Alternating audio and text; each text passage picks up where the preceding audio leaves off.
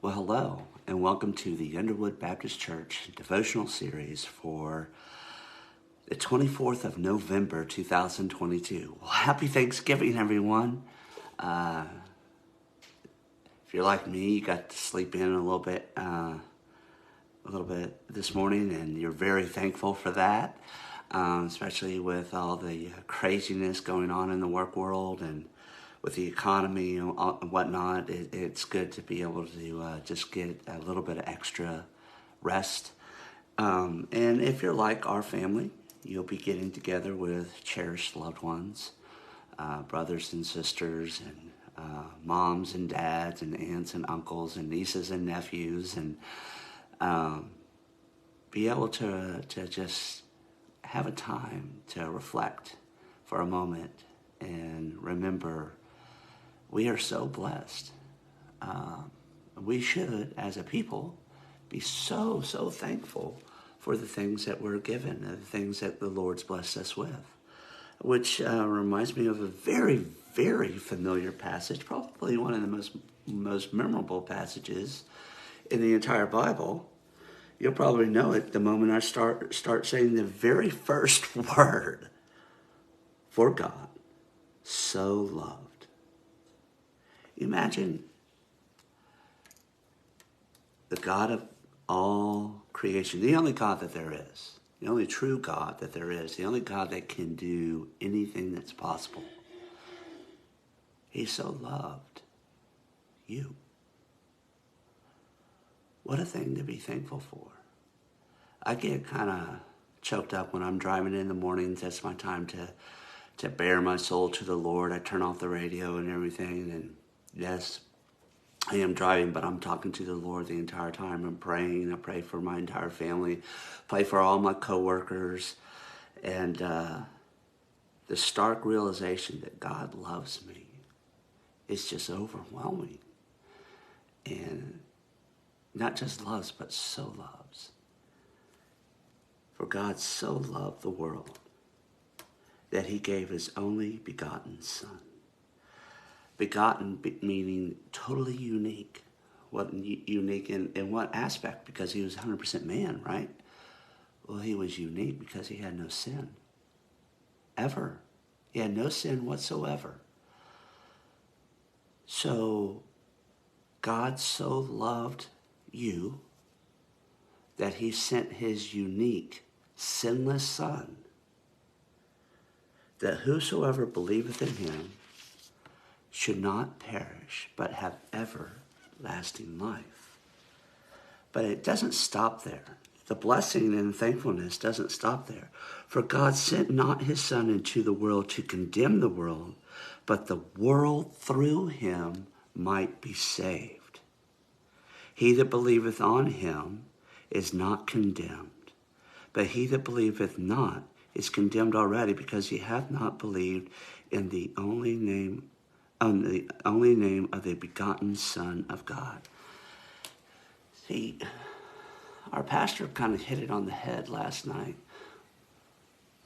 Well, in our praise and pie service that we actually had on Tuesday, not last night, where he spoke all these things, all the world and all of creation, the Milky Way galaxy, the sun. You know that you can get so many millions of Earths inside the circumference of the sun. It's that big.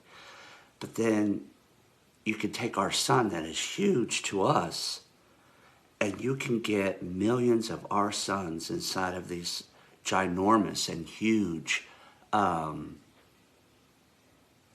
superstars. And God spoke that into existence. He also spoke the red blood cell into existence, in a manner of speaking. But with him speaking blood into existence, he took the dust of the ground and shaped it and formed it into the image that we bear. See, God put his hands on you. He put his hands on me and made us, shaped us in his image. And then he sent his son, who spared nothing because he so loved you. Because you're everything to him. That he needs you to be with him, but he doesn't make you come to be with him. He gives you a choice. It's what we call volition, to choose him or reject him. And he even went further than to just say, I so love you. He demonstrated that love as he poured out his blood on the cross of Calvary. Because there's no redemption of sin without the shedding of blood. This God that created all things has a standard, and I fall short of that standard. Terribly, daily, I fall short of that standard. But Jesus didn't. His only begotten did not fall short of that standard. And therefore,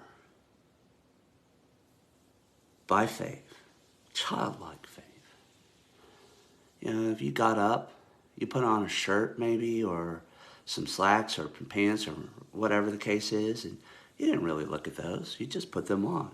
You didn't make sure that the threads were all connected so that when you put your arm through the arm sleeve, the arm sleeve didn't come flying off, or the neck of the collar of the shirt didn't tear away, or whatever the case may be. If you're sitting down, I'm willing to put a good amount of trust in the fact that you did not examine that chair, examine the couch or stool or whatever it is that you're sitting on to make sure that it would hold you, that it was rated enough to be able to hold a person, and all the things that go with that. You trusted it. You put faith in it. Put faith in God. And realize that you are so loved and cherished. Cherished to the point that he died for you. But he didn't just die. He rose again. Victorious over death. So that you could be with him as we were intended to be in a place called heaven. A place that he's preparing for you. For all of them that love him. So this day of Thanksgiving, yes, celebrate the day with your family and your friends, your loved ones. Celebrate the fact that you have some things that many people may not have. And even if you find yourself feeling alone, if you're a person of value, someone that's been saved, you're never alone. Not ever alone. Because you have an audience with the King of Kings. What a thing to be thankful for. To cherish him. To know that he's with you. Wow. That's overwhelming. And it's a lot to be thankful for. So enjoy your day of thanks. Give praise to the King of Kings and the Lord of Lords. And until we meet again, may the Lord of heaven richly bless you this day.